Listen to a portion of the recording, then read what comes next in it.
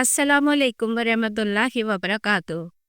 नाजरीन, मुस्कान कुमारी और सिमरन कुमारी दोनों बहनें हैं जिन्होंने हिंदू धर्म छोड़कर इस्लाम कबूल कर लिया है। तो आइए वक्त ज़ाया किए बगैर बढ़ते हैं उनके इंटरव्यू की तरफ। मदर वीडियो में आगे बढ़ने से पहले दरख्वास्त कि अगर अभी तक आपने चैनल को सब्सक्राइब नहीं किया तो प्लीज़ सब्सक्राइब कर लीजिए, क्योंकि सब्सक्राइब करने का मतलब है साथ जुड़ना। साथ जुड़ेंगे तो इस्लाम की सच्चाई के पैगाम को आपकी सपोर्ट मिलेगी और हक की दावत का पैगाम ज़्यादा से ज़्यादा लोगों तक पहुंचेगा।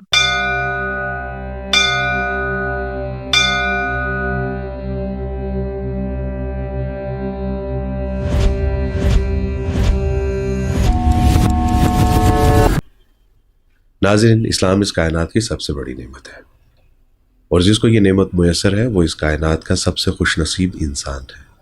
और जिनको ये नेमत मुयसर नहीं है लेकिन उनको इस नेमत का एहसास और इदराक हो जाता है तो वो इस नेमत के हसूल के लिए बड़ी कुर्बानी देने से भी दरेग नहीं करते।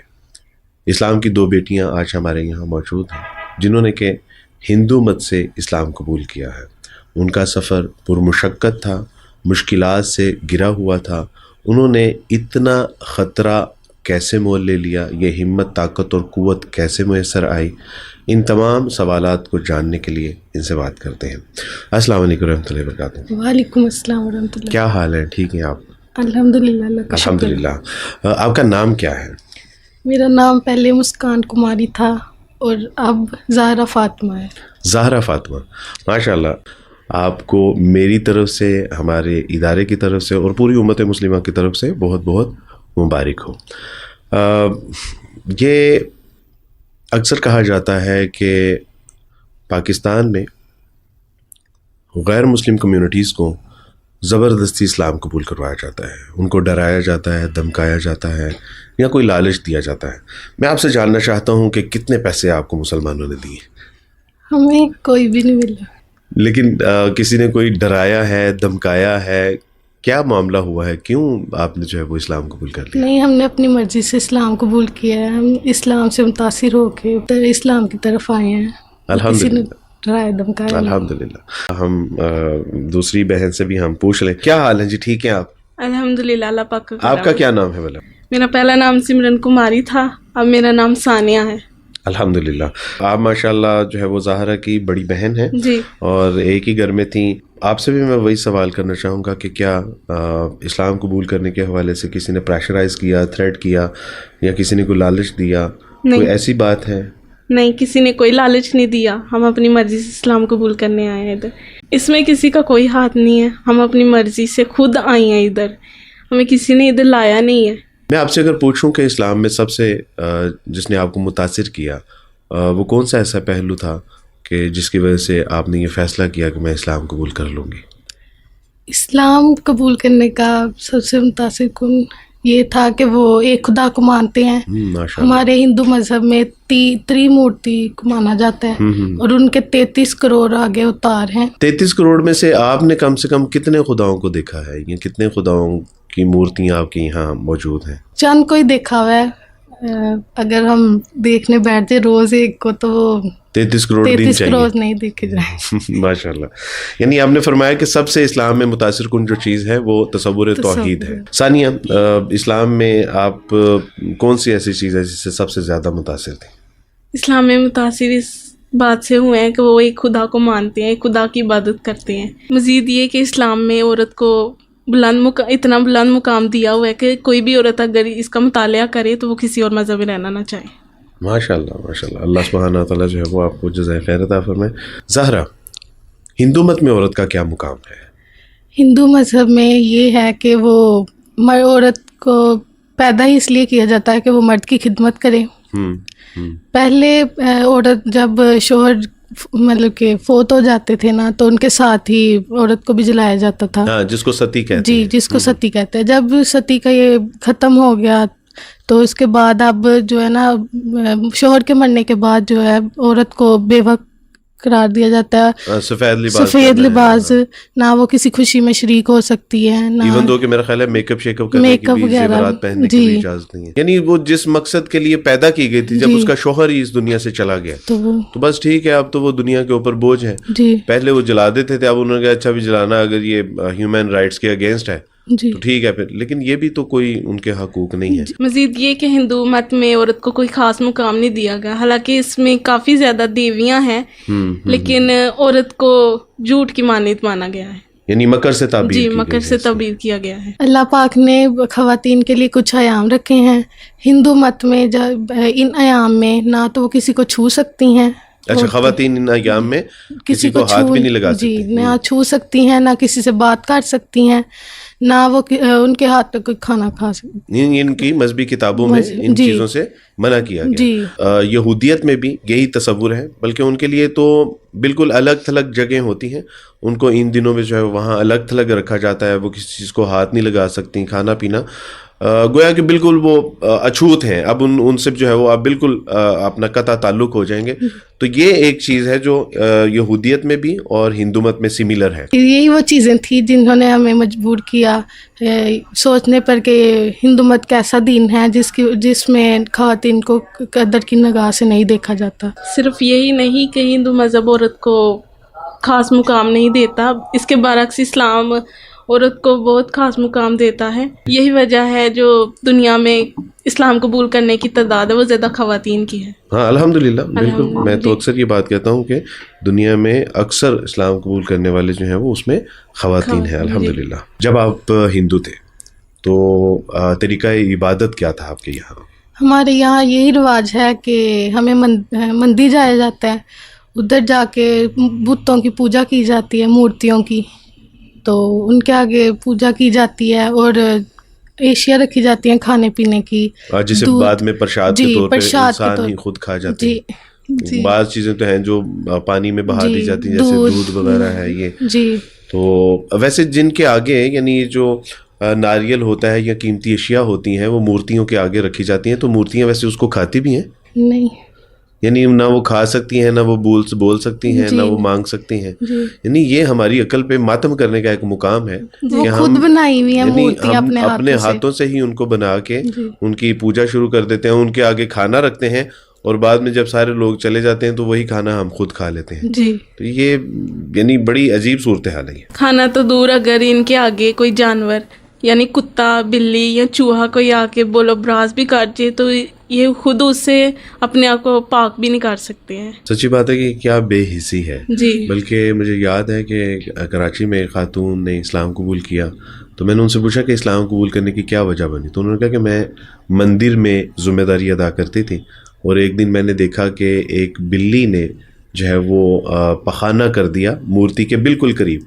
तो मैंने कहा कि जो देवता अपने आप को इस गंदगी से पाक नहीं कर सकते वो हमें गुनाहों से कैसे पाक करेंगे? तो हम यानी किस हैसियत से अपने गुनाहों की मुआफ़ी इनसे मांगते हैं कि जो अपने आप को इस तरह की गंदगियों से पाक नहीं कर सकते। ये हिंदू मत पे कोई तनकीद नहीं है जो हम कर रहे हैं, ये वो हकायक हैं जो दूसरों को बताना बहुत ज़रूरी है। बिल्कुल सही बात है, ये एक हकीकत है, इससे नज़रें नहीं चुराई जा सकती। और मेरा ख्याल है कि हमारे हिंदू बहन भाई ख़ासकर जो पाकिस्तान में हैं, हिंदुस्तान में हैं, जहाँ भी दुनिया में, उनको ज़रा देखना चाहिए कि क्या वाक़अतन जिसकी हम इबादत करते हैं, जिसे हम मांगते हैं, जिसे हम हाजतें पूरी करवाते हैं, वो इतने कमज़ोर हैं। अल्लाह सुब्हानहू व तआला फरमाते हैं कि ये इतने कमज़ोर हैं कि इनके आगे से अगर कोई मक्खी खाना भी ले लेना तो ये उससे अपना खाना भी वापस नहीं ले सकते।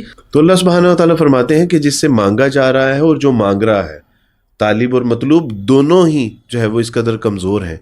हिंदू मत में जो बुनियादी किताबें हैं जिनसे रहनुमाई लेते हैं, जिनको पढ़ते हैं, वो कौन कौन सी हैं? किताबें तो कई तरह की हैं, उनमें जो बुनियादी किताबें हैं उनके 4 वेद हैं, ऋग्वेद, यजुर्वेद, अथर्ववेद और सामवेद। मज़ीद जो इसमें 2 किताबें जो बड़ी अहमियत की हामिल हैं वो रामायण है एक और एक गीता है। ये किताबें आप पढ़ते भी हैं या बस आप लोगों ने भी जो है वो बरकत के लिए घरों में रखी हुई हैं? नहीं, संस्कृत हमें आती नहीं क्योंकि हम पाकिस्तान में रहते हैं, मगर उर्दू हमें आती है, उर्दू में हम कभी कभी पढ़ लेते हैं। अच्छा जी।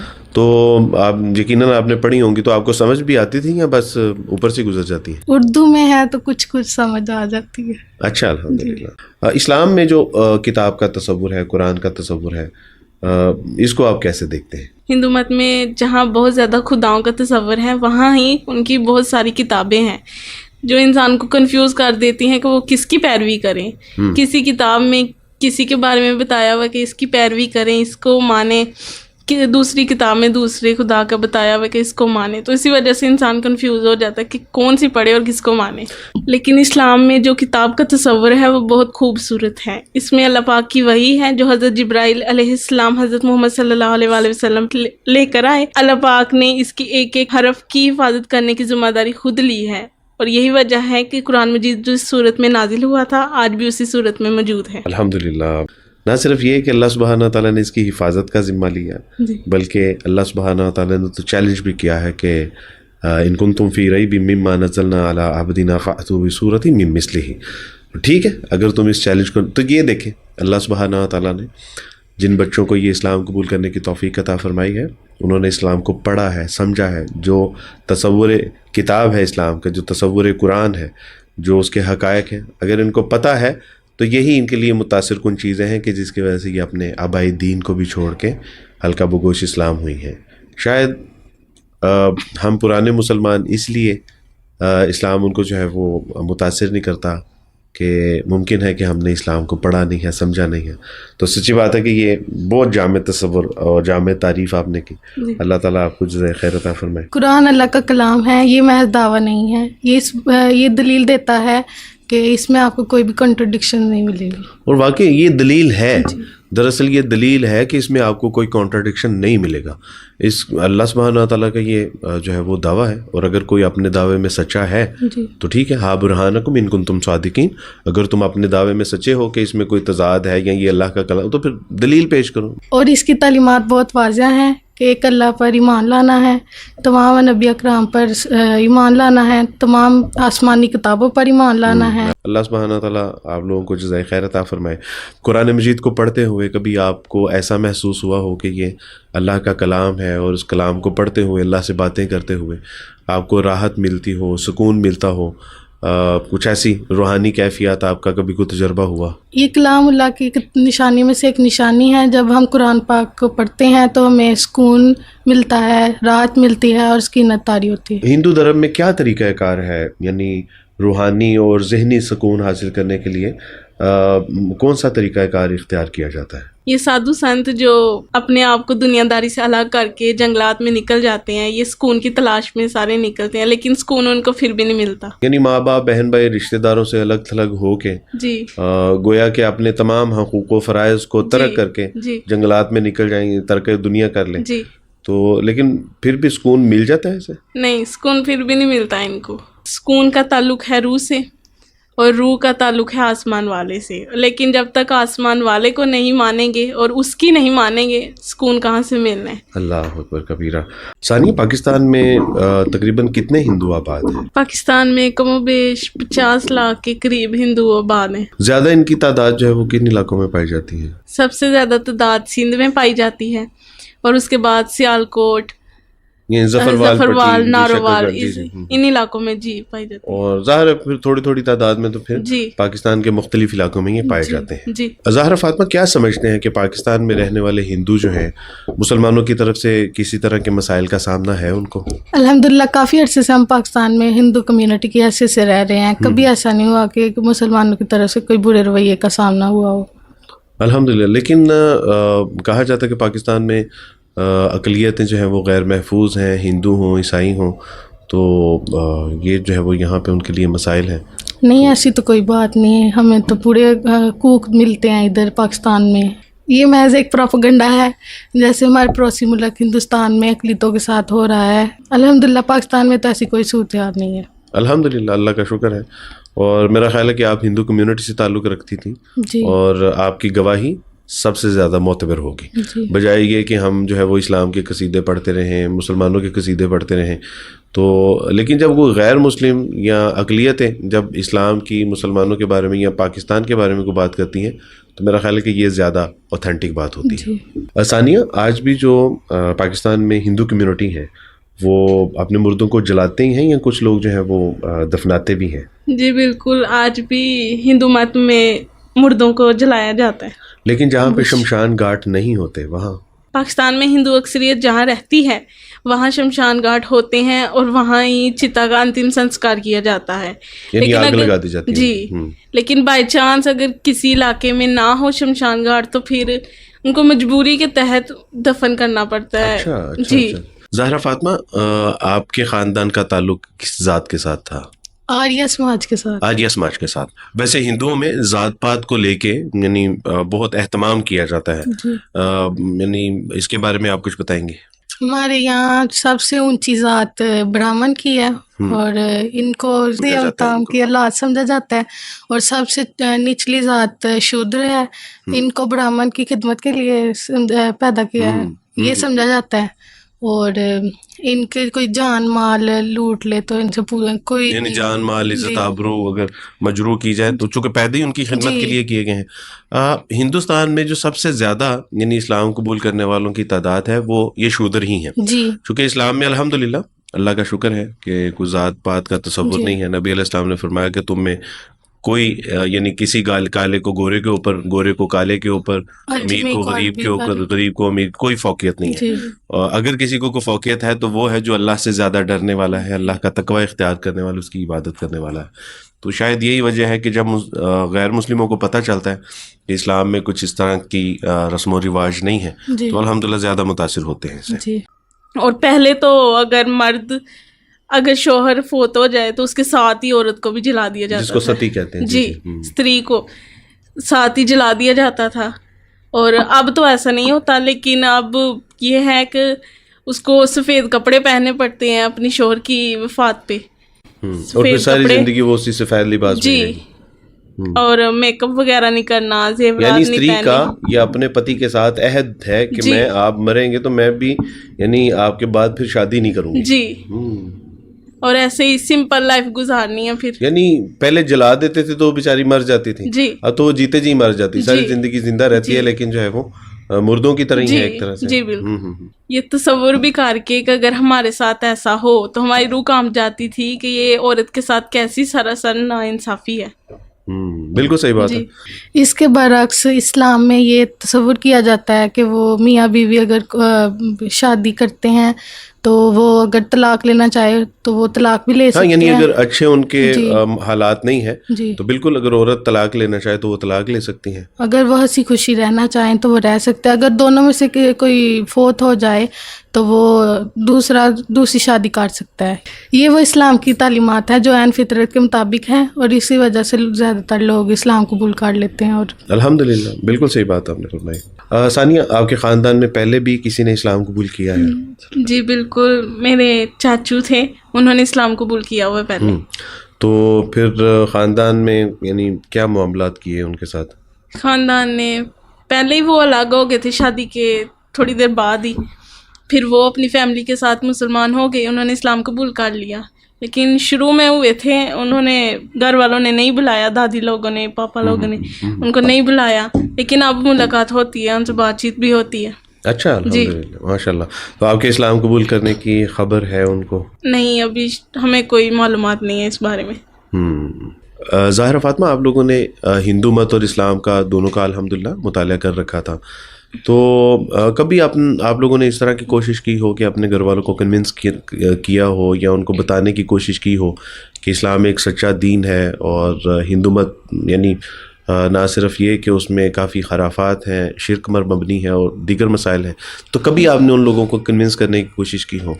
جی، ایک مرتبہ کی تھی بات، مگر اس کا نتیجہ کچھ اچھا نہیں نکلا. مگر ہم نے طے کر رکھا تھا کہ اگر ہمیں کبھی موقع ملے تو ہم اسلام کی تعلیمات کے مطابق زندگی ضرور بسر کریں گے. ماشاء اللہ، ماشاء اللہ. ثانیہ، آپ لوگوں نے اللہ سبحانہ تعالیٰ کے دین کو قبول کیا، اپنے ماں باپ، بہن بھائی، رشتہ دار، خاندان، اپنا آبائی دین، آبائی علاقہ، یعنی ہر چیز کو آپ نے قربان کر دیا، اور یہ کوئی چھوٹی بات نہیں ہے، یہ اللہ کی راہ میں بہت بڑی قربانیاں ہیں.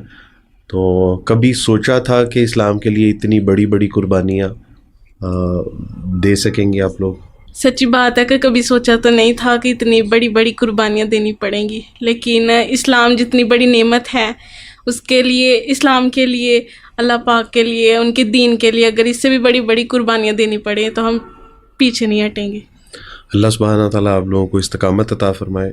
एक बात याद रखें कि अल्लाह सुब्हानहू व तआला अपने दीन के लिए कुर्बानी मांगते ज़रूर हैं जी अल्लाह आजमाइशों में, मुश्किलात में डालते ज़रूर हैं, जी लेकिन अल्लाह सुब्हानहू व तआला छोड़ते नहीं हैं। जी तो इंशाल्लाह अल्लाह सुब्हानहू व तआला हमारे साथ है। इन्नल्लाह माना, जी अल्लाह हमारे साथ है इंशाल्लाह। जी, अल्लाह सुब्हानहू व तआला कभी हमें तन्हा नहीं छोड़ेंगे इंशाल्लाह। ज़हरा फातिमा, इस्लाम में आने के बाद कैसा महसूस कर रही हैं आप? अल्हम्दुलिल्लाह मैं खुश हूँ, इत्मीनान है, कल्बी रूहानी सुकून है कि मैंने अल्लाह का दीन कबूल किया, इसलिए कि मैंने अपने अल्लाह पाक को पहचाना है, जाना है और इस पर ईमान लेकर आई हूँ। उनकी आखिरी किताब कुरान मजीद पर ईमान लेकर आई हूँ, उनके आखिरी नबी हज़रत मोहम्मद सल्लल्लाहु अलैहि वसल्लम पर ईमान लेकर आई हूँ, इसलिए मैं इतना खुश और इत्मीनान में हूँ। अब अगर मुझे मौत भी आ जाए तो मुझे कोई परवाह नहीं, क्योंकि मैंने अल्लाह पाक के साथ बेवफाई नहीं की। अल्हम्दुलिल्लाह। जब आपने हिंदू मत का मुताला किया, उससे आप बेजार हुई, तो इस्लाम ही क्यों? यानी सियालकोट पट्टी साइड पे तो ईसाइयत भी बहुत बड़ा मज़हब है, उसको क्यों कबूल नहीं किया? हिंदू मत और ईसाइयत के अक्सर जो अकायद हैं वो मिलते जुलते हैं। वहाँ भी खुदा के साथ शिर्क किया जाता है और यहाँ भी खुदा के साथ शिर्क किया जाता है। वहाँ त्रिमूर्ति हैं और यहाँ तसलीस है। वहाँ देवी और देवताओं को खुदा का बेटा और बेटियाँ कहा जाता है और यहाँ मसीह का बेटा खुदा का बेटा तसव्वुर किया जाता है। जी, इसलिए इस्लाम का इंतखाब किया, क्योंकि इस्लाम एक खुदा को मानने की और उसी से मांगने की तालीम देता है। बारकल्लाहु फीकुम। अल्लाह सुब्हानहू व तआला आपको बहुत जज़ाए खैर अता फरमाए। ज़ाहिरा फातिमा, यकीनन आप हिंदू कम्युनिटी से निकल के हल्का बगोश इस्लाम हुई हैं। बहैसियत एक नो मुस्लिम अपनी हिंदू कम्युनिटी को क्या पैगाम देना चाहेंगी? मैं अपने हिंदू बहन भाइयों को ये पैगाम देना चाहती हूँ कि वो अपने ज़मीन आसमान पर गौर व फिक्र करें। जो हम खुद अपने हाथों से देवता देवती बनाते हैं वो हमें क्या देंगे? हमने खुद उनको अपने हाथों से बनाया है, हम उनके आगे खाना रखते हैं, ना वो खुद खाते हैं ना पीते हैं, वो हमें क्या देंगे? अल्लाह पाक ने सबको अक्ल दी है, वो उसका इस्तेमाल करें और एक दफ़ा इस्लाम का मुताला करें। जब आप अपनी अक्ल का इस्तेमाल करेंगे तो वो और अल्लाह पाक को तलाश करेंगे तो इंशाअल्लाह हक़ आप पे वाज़ह हो जाएगा। बहुत शुक्रिया, जज़ाकल्लाह खैर। अल्लाह सुब्हानहू व तआला आपको जज़ाए खैर अता फरमाए। सानिया, वालिदैन का क्या रवैया है? वालिदैन सख्त मिजाज हैं, नरम मिजाज हैं, और अब इस्लाम कबूल करने के बाद जुदाई तो है ही जी। ये एक आजमाइश और तकलीफ़ का जो मामला है ये तो है ही, लेकिन क्या आपको लगता है कि अब वालिदैन का रवैया आप लोगों के साथ क्या होगा? जितनी हमारे वालिदैन हमारे से मोहब्बत करते हैं, अल्लाह पाक उनको हिदायत दें। हमें यकीन है कि वो एक दिन इस्लाम की तरफ आएंगे और इस्लाम कबूल करेंगे। सानिया, ये कैमरे की टेक्नोलॉजी ऐसी है कि ये लाखों करोड़ों लोगों तक आपका जहाँ पर पैगाम पहुँचाएगी, जी वहीं ये पैगाम आपके वालिदैन तक भी पहुँचेगा। जी कैमरे की आंख आपको देख रही है, जी आप अपने वालिदैन को कोई पैगाम देना चाहेंगी? जी, मैं अपने पापा को देना चाहती हूँ पैगाम। पापा जी, मैं आपको बताना चाहती हूँ कि हम घर से भागे नहीं हैं, किसी लड़के के साथ नहीं भागे और ना ही शादी करने के लिए भागे हैं। हम अल्लाह पाक के दीन के लिए भागे हैं, इस्लाम कबूल करने के लिए घर से हिजरत की है और किसी मकसद से नहीं की, और ना ही हमारे साथ किसी ने ज़बरदस्ती की है इधर आने के लिए। हम अपनी मर्ज़ी से घर से आए हैं, और जिस दिन आप पे इस्लाम की अहमियत वाज़ेह होगी, आपको इस बारे में पता चलेगा, तो आपको फ़ख्र ही होगा हम पे कि मेरी बेटियों ने अच्छा काम किया, कोई बुरा काम नहीं किया। और मैं दुआ करती हूँ कि अल्लाह पाक आप पे इस्लाम की हक़ानियत वाज़ेह करें और आप इस्लाम कबूल कर लें। जज़ाकल्लाह खैर। अल्लाह सुब्हानहू व तआला, यकीनन अगर ये आपके दिल से दुआ है तो अल्लाह सुब्हानहू व तआला ज़रूर जो है वो वालिद मोहतरम को इस्लाम की कबूल करने की तौफ़ीक़ अता फ़रमाएंगे इंशाअल्लाह, अल्लाह सुब्हानहू व तआला की तौफ़ीक़ से। और आप इंशाअल्लाह हिम्मत बांधें अल्लाह सुब्हानहू व तआला की। तो आप लोगों ने कोई गलत काम नहीं किया, अल्लाह सुब्हानहू व तआला की तौफ़ीक़ से आप लोगों ने इस्लाम कबूल किया है, और इस्लाम कबूल करने के बाद ये छोटी मोटी आजमाइशें आती रहती हैं। इंशाअल्लाह अल्लाह सुब्हानहू व तआला हम सब का हामी व मददगार होगा इंशाअल्लाह। ज़ाहिरा फातिमा, बहैसियत एक नो मुस्लिम आप अपने मुसलमान बहन भाइयों को पैगाम देना चाहेंगे? اسلام بہت بڑی نعمت ہے. ہم سے پوچھیں ہم نے اس نعمت کو حاصل کرنے کے لیے کتنی بڑی قربانیاں دی ہیں. اپنے رشتہ دار، والدین، اپنے بہن بھائیوں کو چھوڑ کر یہ ہجرت کر کے یہاں آئے ہیں اور اسلام قبول کیا ہے. یہ جو اسلام آپ کو مفت میں ملا ہے اس کی قدر کیجئے، اس سے پہلے کہ یہ نعمت آپ سے اللہ پاک چھین لے. بارک اللہ فیکم. اللہ سبحانہ تعالیٰ آپ کو بہت جزائے خیر عطا فرمائے. ناظرین، اللہ سبحانہ تعالیٰ جن کے یہاں اللہ کی نعمتوں کے لیے طلب ہوتی ہے، یہ نعمت اللہ سبحانہ تعالیٰ عطا بھی انہیں کو فرماتے ہیں. اور یہ جو اللہ سبحانہ تعالیٰ نے اسلام جیسی عظیم نعمت دی ہے نا، اگر اس کی قدر و منزلت ہمارے سینوں میں نہیں رہے گی تو کوئی بعید نہیں ہے کہ اللہ سبحانہ تعالیٰ اپنی وہ نعمتیں ہم سے واپس لے لیں. اللہ سبحانہ تعالیٰ ارشاد فرماتے ہیں لَئِن شَكَرْتُمْ لَأَزِيدَنَّكُمْ وَلَئِن كَفَرْتُمْ إِنَّ عَذَابِي لَشَدِيدٌ، کہ اگر میری نعمتوں کا شکر ادا کرو گے تو میں تمہیں نعمتیں بڑھا چڑھا کر دوں گا، اور اگر تم نے میری نعمتوں کا کفر کیا، اللہ نے بات کرنی پسند نہیں کی بلکہ فرمایا کہ تم میرے عذاب کے بارے میں اچھی طرح سے واقف ہو. اللہ سبحانہ تعالیٰ مجھے، آپ کو، ہم سب کو نعمت اسلام کی ویسی قدر کرنے کی توفیق عطا فرمائے کہ جیسی اللہ کو مطلوب ہے، محبوب ہے، مقصود ہے. دعا کیجئے کہ اللہ سبحانہ تعالیٰ اسلام میں آنے والی ان بہنوں کو، بیٹیوں کو اپنے حفظ و امان میں رکھیں، ہر طرح کی آزمائشوں سے محفوظ رکھیں. اللہ اپنے یہاں سے ہر طرح کی نعمتیں، رحمتیں، برکتیں ان پہ نازل فرمائے، اور اللہ اپنے یہاں سے ان کی حفاظت کا سامان، اسباب بھی پیدا فرمائے. بارک اللہ فیکم. السلام علیکم ورحمۃ اللہ وبرکاتہ.